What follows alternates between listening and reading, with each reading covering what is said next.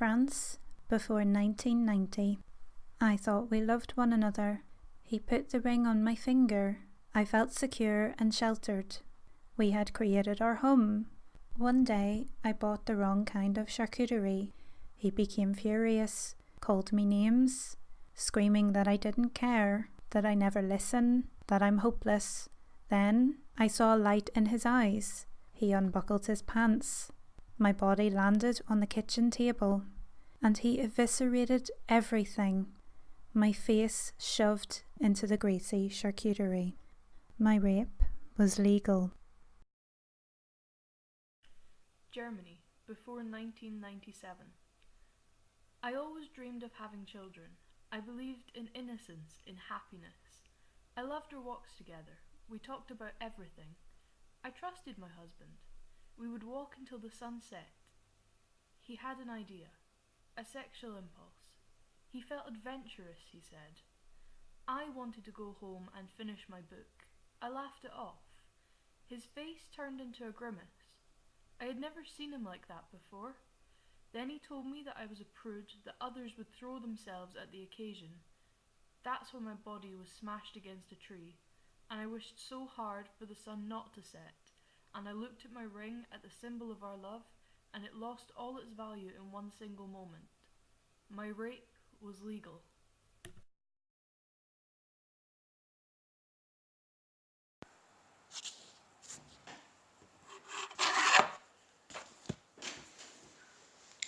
Scotland, before 1989. We wanted to have a threesome. He had always been honest with me about his desires. I felt that we were so close. I said yes. He looked so happy, like a little boy. I thought it's better to lay everything out in the open. Maybe I would be surprised about what it would do for me. We met, the three of us. I got a sense that they had already been very familiar with each other. Something within me, call it jealousy, suspicion, shut down. And even though my body screamed no, I tried. And when I kissed her without intent, he told me he'd show me how it's done. He threw himself on her, and I knew it wasn't the first time. He looked me in the eye, and I cried as she moaned.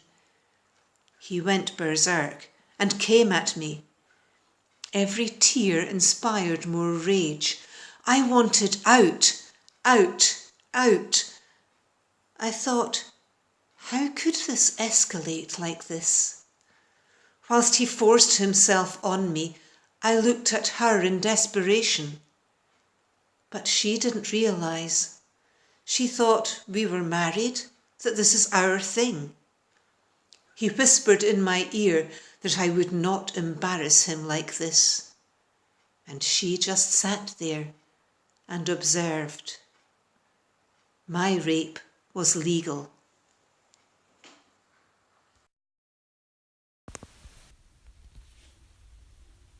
Italy, before 1976.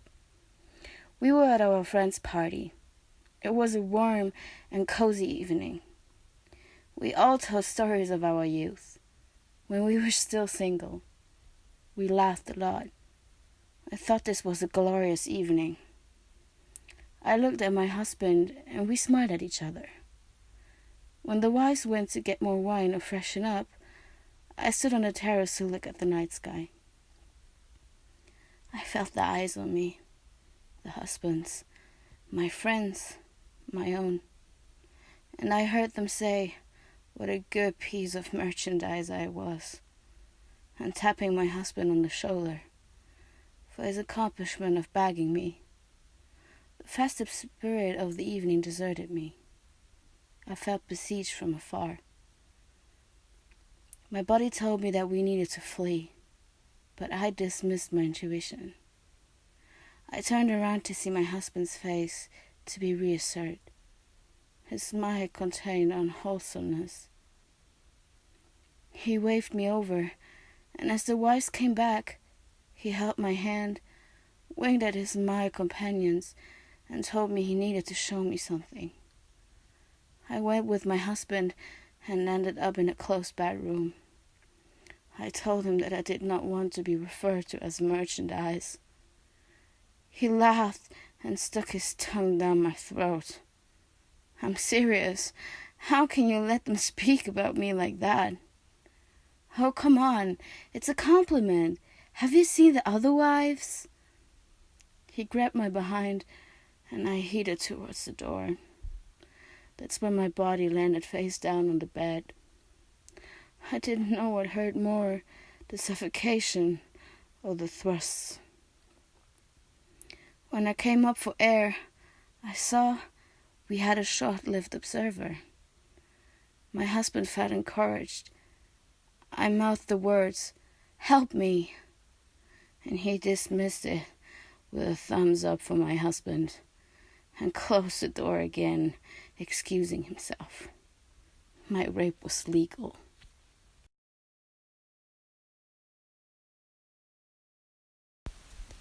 Luxembourg, before 1994. I was sleeping. I'd accomplished everything that day. I felt blessed. I knew that we hadn't seen each other for a while. My husband had been stressed at work. He worked so hard. I took care of our 3 children. I did my best. Sometimes he would come home late. Sometimes I would already be asleep. This time, he felt dangerous to me. There was an energy in the room. I was still sleeping, but my body was alert. He entered our bed, and I thought, everything is all right. I sensed his unusual nudity. Then his intent, his movement of undressing my pants. I went mute.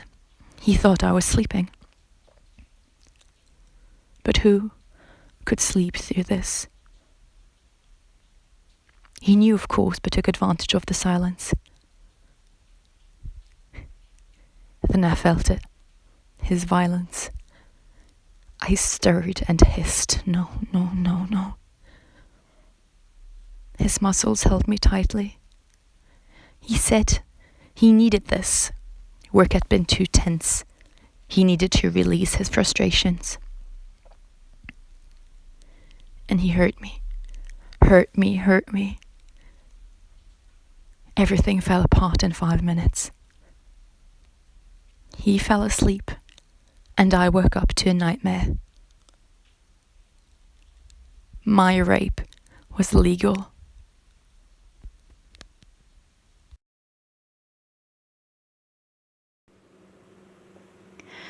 Greece, before 2006.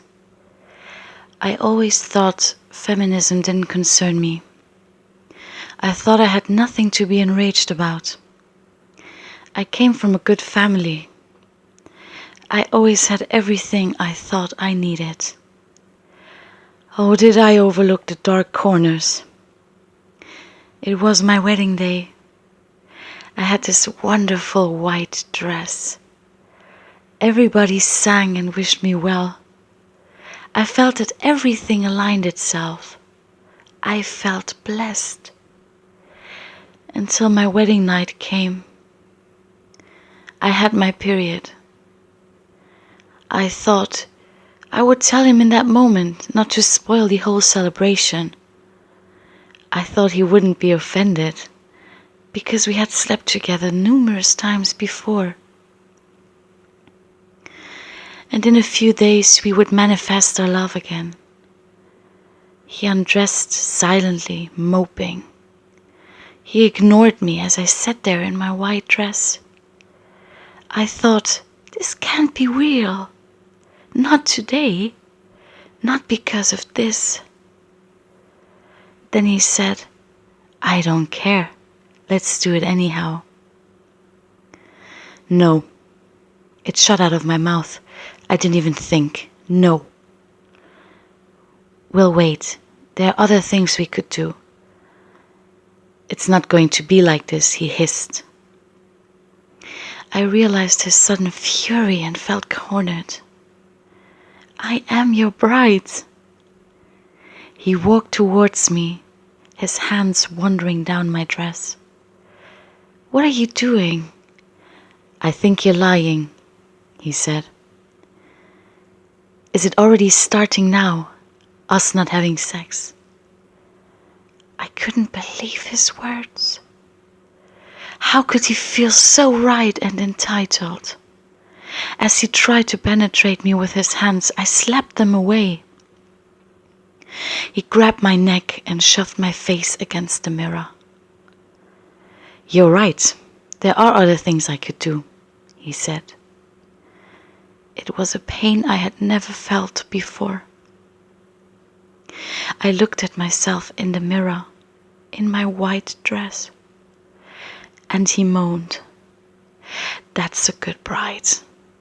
And I screeched, "I am your wife! I am your wife!" Until I collapsed in my red dress. My rape was legal.